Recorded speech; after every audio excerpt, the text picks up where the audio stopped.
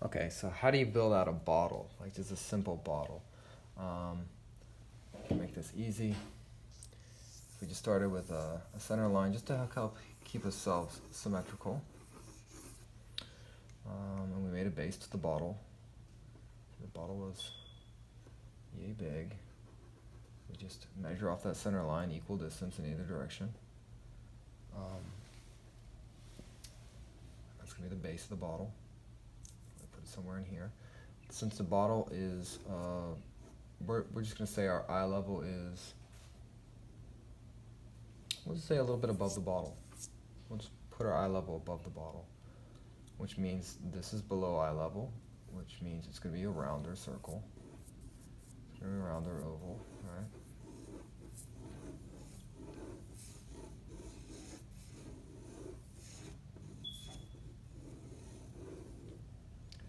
And it's all weird looking. If I were sitting centered to my paper, it would probably help.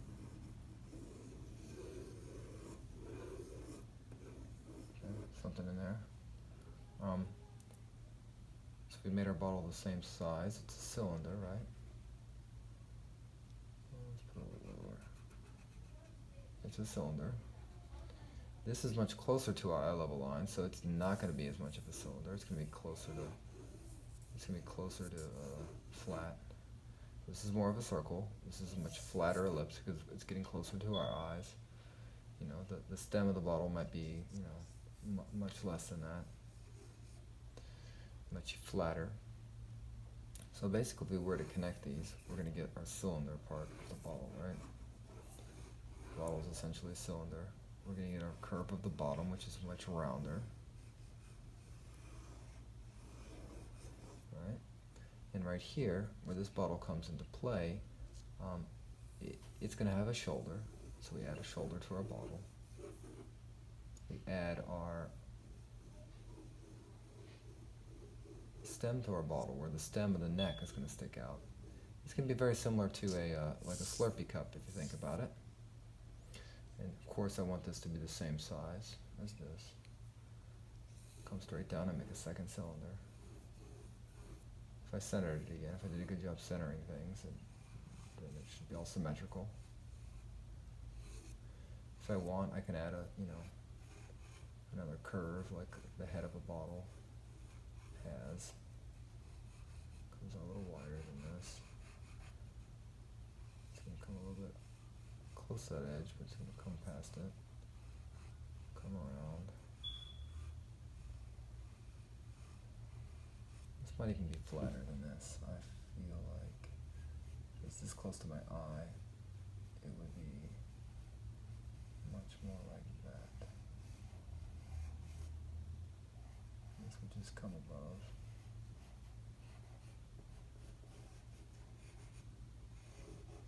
That comes down into here, and the shoulder of the bottle actually comes behind.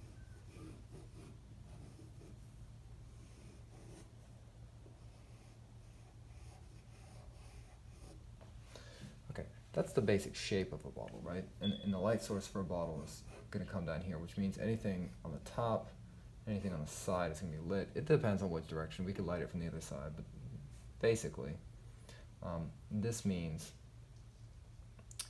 this round part is going to get a shadow, except for cast shadow of that, right? So this is going to have a shadow to it. This is going to have a shadow to it. There's going to be a little bit of cast shadow from this sticking out. There's going to be a little bit of a highlight in here, and this is going to be a shadow. And then most of the top of the bottle is going to catch light. So that's actually going to be brighter up here. It's going to be brighter than down there. Which means maybe I need to have it start lighter. It will be very close. Not going to be very much room in there.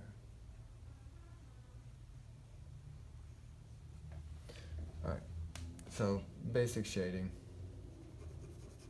One layer of shading on this side. The inside of that's going to get a layer of shading on that side. It's going to get a layer of shading on this side. This ball part is catching the light, except for over here, where it's not, because it's a shadow. And the shadow's curved because it's round. So there's going to be like this distinct shape. This is this hard line right here, where the ball goes to a cylinder, and then the cylinder has a shadow. I know I should do smaller strokes. I'm being very impatient. It's not how you want to shade, basically. This is quick and dirty.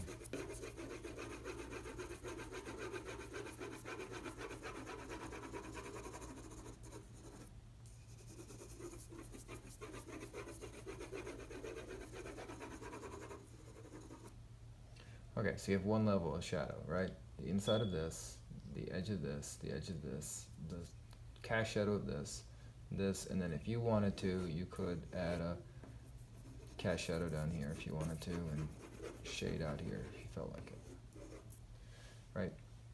Assuming you had like a backdrop of some kind. So second layer of shadow in here, back here, along here.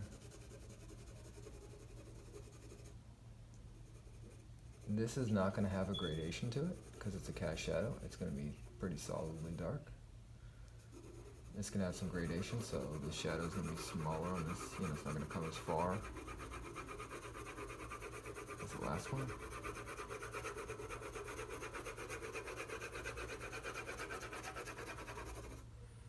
Maybe a little more cast shadow near the bottom. All right, next layer of shadow.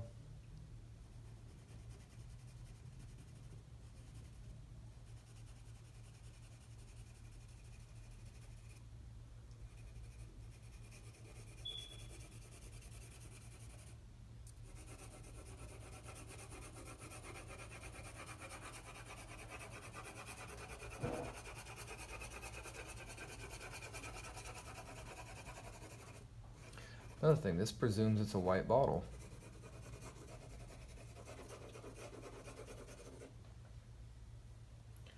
So, another layer of shadow. I think I'm just going to add like a little darker line right there. A little darker right here. Darker here. Cast shadow is darkest near the base.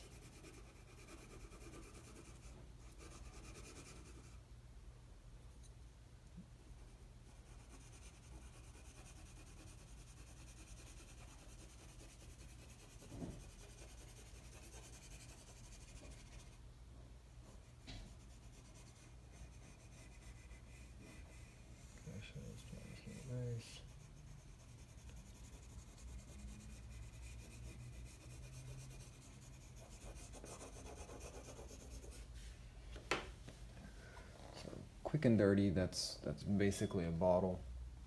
I should darken up lines, I should do a lot of other things. And this presumes, again, it presumes it is a white bottle. I'm going to darken up more of the lines on my shadowed side than I am on the highlight side.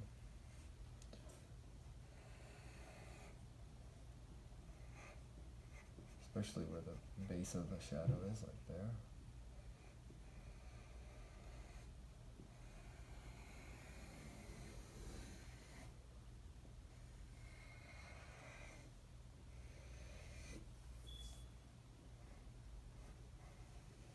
A little bit over here.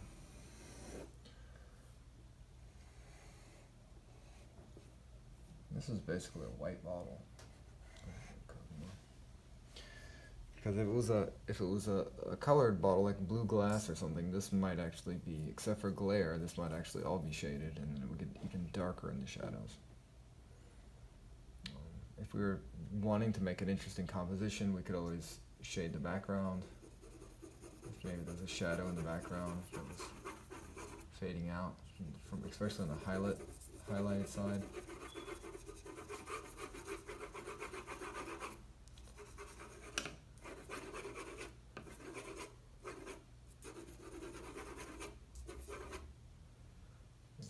Over here.